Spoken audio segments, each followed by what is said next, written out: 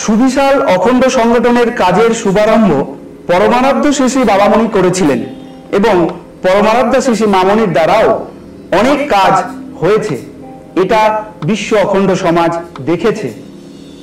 বর্তমানে নিখিল বিশ্ব অখণ্ড সংঘ প্রধান পরম পূজনীয় শ্রী শ্রী দাদামণির নেতৃত্বে অখণ্ড সংগঠনের কাজের অগ্রগতি কিরকম কাকু একটু যদি জানান।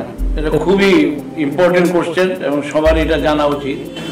চূড়ান্ত অগ্রগতি, এক কথা যদি আমাকে বলতে হয়, অগ্রগতি চূড়ান্ত। একটু আমি কয়েকটা দৃষ্টান্ত দেব। অসাধারণ কাজ করেছেন শ্রী শ্রী দাদামণি তৃতীয় অখণ্ড সংঘ প্রধান রূপে। যেমন যখন তিনি কার্যভার গ্রহণ করেন 2008 সনে শ্রী শ্রী মামনির মহাপ্রয়াণের পরপর, তখন আমাদের হতাশা কবলিত অবস্থায় ছিলাম আমরা, কারণ আমাদের চোখের সামনে গুরুধামের পাশে প্রায় 25 বছর ধরে একটা অসম্পূর্ণ মন্দির আমরা দেখতে পাচ্ছিলাম। এই মন্দির সম্পূর্ণ আর হচ্ছিল না। শ্রী শ্রী দাদামণি সংকল্প গ্রহণ করলেন এই মন্দির তিনি সুসমাপ্ত করবেন, প্রথম কাজ। এবং তিনি ঠিক 2 বছর পূর্বে একটা ঘোষণা দিলেন যে 2 বছর পরে অমুক দিনে এই মন্দির উদ্বোধন করা হবে। এটা একটা বিচিত্র ব্যাপার। সত্যি সত্যি তার ঘোষিত দিন অনুসারে 2 বছর পরে মন্দির সুদৃশ্যভাবে নির্মিত হয় এবং ভক্তজনের সহস্র সহস্র ভক্তজনের প্রত্যক্ষ উপস্থিতিতে মন্দিরের শুভারম্ভ ঘটে। উপাসনা মন্দিরটা যিনি দেখছেন তিনি বলতে বাধ্য হচ্ছেন যে কলকাতার শহরের একটা নতুন দ্রষ্টব্য স্থান আমরা দেখতে পাচ্ছি। তো এইটা দাদামণির প্রথম কাজ। সমস্ত অখণ্ড সংঘকে একত্রিত করে তিনি এই সুমহান কাজটি উদযাপন করেছেন। এরপরে একটা জিনিস হয়েছিল, শ্রী শ্রী ভাইদার বিদায়ের কারণে শ্রী শ্রী মামনি এত শোকাচ্ছন্ন ছিলেন এবং তার আগেও শ্রী শ্রী মায়ের মহাপ্রয়াণের ফলে যে কিছু কিছু কাজে আর তিনি মন লাগাতে পারছিলেন না। ফলে আমাদের যে পত্রিকা প্রতিধ্বনি, যাকে চরিত্র গঠন আন্দোলনের একমাত্র মুখপত্র বলা যেতে পারে, সেইটির প্রকাশ অনিয়মিত হয়ে গিয়েছিল। শ্রী শ্রী দাদামণি সংকল্প করলেন যে এই প্রতিধ্বনি পত্রিকাকে নিয়মিতভাবে প্রকাশ করবেন এবং যেমন সংকল্প তেমনি কাজ।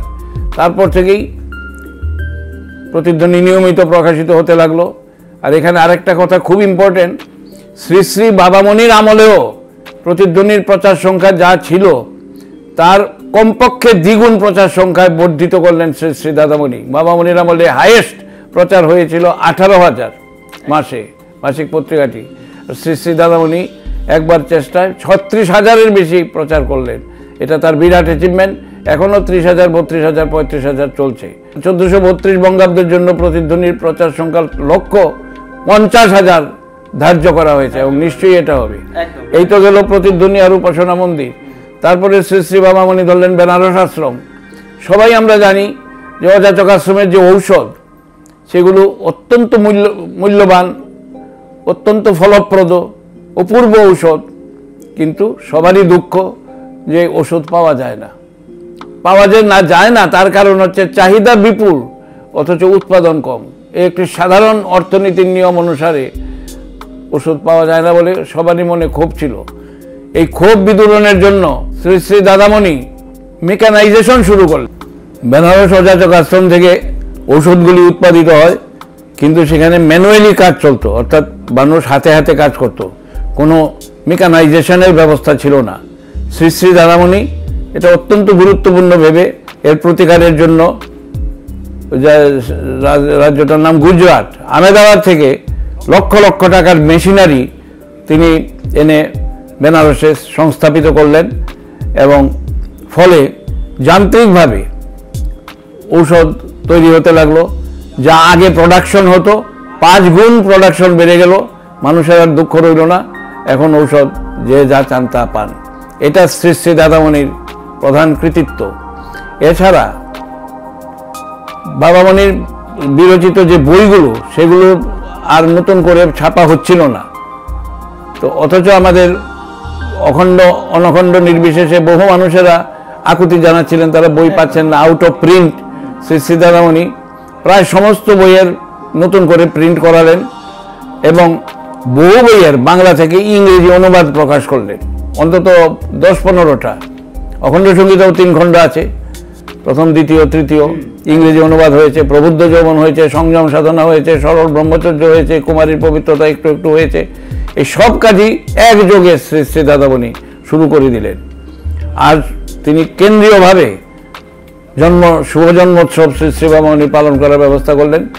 একবার এক একটা রাজ্য সংগঠনের উপরে দায়িত্ব থাকে এবং 7 দিন ধরে সেই রাজ্যের রাজধানীতে বা অন্য কোনো শহরে উৎসবটি পালিত হয়। তাতে জনসংযোগ খুব বেশি করে হচ্ছে। আর শ্রী শ্রী দাদামণি নিজেও যেসব জায়গাতে মামণি দীর্ঘদিন যেতে পারেননি, বাবামণি তো অনেক বছর আগে দেহ রক্ষা করেছেন, প্রশ্নই ওঠে না, কিন্তু যেমন তিনসুকিয়া ইত্যাদি কিছু জায়গা আছে যেখানে শ্রী শ্রী মামণিও কখনো যেতে পারেননি, ঠিকঠাক হয়েও নানা কারণে বাধা ছিল। শ্রী শ্রী দাদামণি সেই জায়গাগুলিকে ধরে তিনি অসুর বিক্রমে ভ্রমণের শুরু করলেন এবং হাজার হাজার নূতন ব্যাকুল দীক্ষার্থীর দীক্ষা হলো। এতে সংঘের কাজ শ্রীবৃদ্ধি অনেক বেশি হচ্ছে। এগুলো দাদামণির আমলে হচ্ছে। কাকু, আমরা শুনেছি এখন শ্রী শ্রী দাদামণি বিশুদ্ধ তৈল উৎপাদনের দিকে। হ্যাঁ, এটা খুব ভালো কথা মনে করেছো তুমি। বিশুদ্ধ তৈল মানে 100% খাঁটি সরষার তৈল ওখানে তৈরি হচ্ছে। এটা দাদামণি মেশিন আনিয়ে পুপনকিতে, ওটা বেনারসে না, পুপনকিতে করছেন। আর শ্রী শ্রী বাবামণি একটা সুন্দর কথা আমার মনে পড়লো, বহু বছর আগে, 70 ইংরেজিতে, মানে 54 বছর আগে আমি প্রথম পুপনকি গিয়েছিলাম। তখনও মিলটা চালু ছিল। বাবামণি আমাকে হাসতে হাসতে বলছিলেন, আরেকবার আসবে, এখন তো বন্ধ আছে।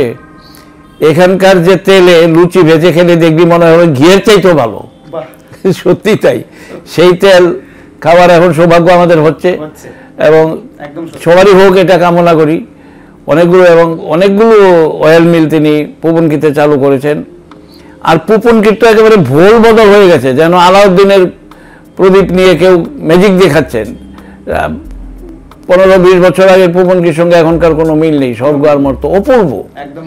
দাদামণি একজন কর্মবীর। অনেক গুরু ভাইরা বলেছেন যে উনাকে আমরা উনি সত্যি কম কথা বলেন কিন্তু কাজ বড় বেশি করেন। আর সবচেয়ে বড় কথা, কাকে দিয়ে কোন কাজটা ভালো হবে এটা সবচেয়ে তিনি ভালো বোঝেন এবং তিনি সেইভাবে কাজ করিয়ে যান। আর কাউকে ঘরে বসে থাকতে দেন না। আমার ব্যক্তিগত অভিজ্ঞতা আছে যে আগে একটু আলস্যবশত বসে থাকতাম, কিন্তু দাদামণি এমন টাস্ক মাস্টার যে বসে থাকা যায় না, কিছু না কিছু কাজ করতেই হয়। তো দাদামণির এই গুরু, এবং তিনি যাদের দ্বারা কাজ ভালো হবে, আমাদের তো বয়স হয়েছে কিন্তু যাদের এখনো যৌবন রয়েছে সেই যুবকদের একটা বিরাট শক্তি, তাকে যদি সত্যি সত্যি ভালো ভালো কাজে লাগানো যায় তাহলে বিরাট কল্যাণ সারা দেশের হবে, সারা পৃথিবীর হবে। সেই ব্যবস্থাটা দাদামণি করছেন। তিনি যুবকদের সর্বদাই উৎসাহিত করছেন এবং প্রবীণদের বলছেন আপনারা কাজ করুন কিন্তু তাদের সুযোগ দিন। ফলে এখন অখণ্ড যুব সমাজ নতুনভাবে উদ্দীপিত, অনুপ্রাণিত হয়েছে এবং তাদের দ্বারা ভবিষ্যতে অনেক ভালো ভালো কাজ হবে, এই বিষয়ে আমরা সুনিশ্চিত। এই কৃতিত্ব দাদামণির প্রাপ্য।